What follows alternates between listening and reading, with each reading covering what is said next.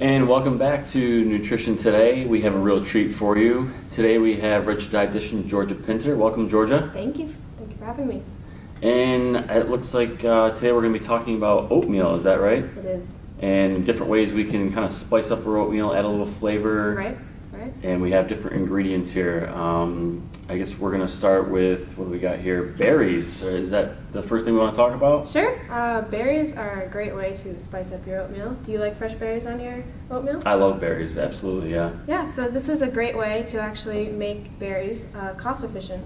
So if you go into your frozen aisle and you see frozen berries, you can buy some of those and add those to your oatmeal, and it's a great way to add those vitamin C, antioxidants, fiber, and all that jazz. Antioxidants, I always hear that word. Yeah. It's got to be important if that's what we're always talking about it. Yeah, and I never would have thought about the frozen section. I always usually get the fresh stuff and put it on there. Right.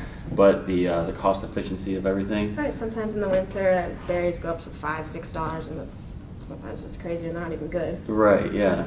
Yeah. No, that sounds great.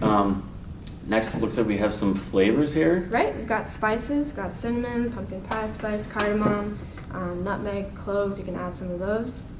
It's a great way to add a lot of flavor to oatmeal without adding extra calories, stuff like that. Okay. I also have tea, and you might be thinking tea. Yeah. But tea is a great way to add flavor to oatmeal.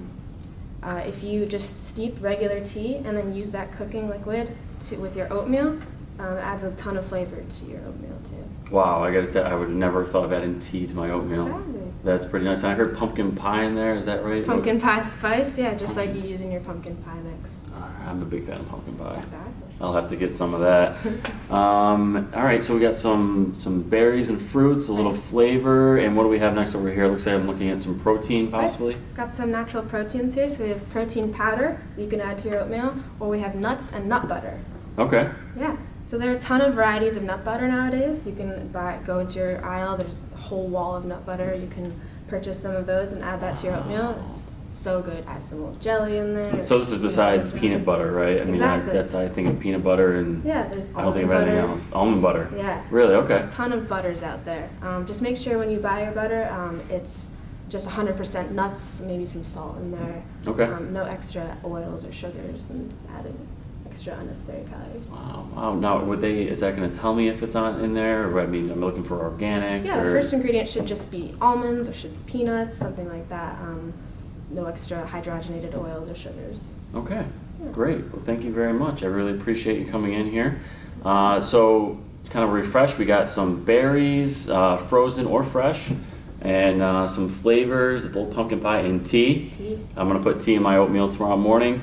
And your protein, almond butters, and I see pistachios, and just add a little flavor to your oatmeal.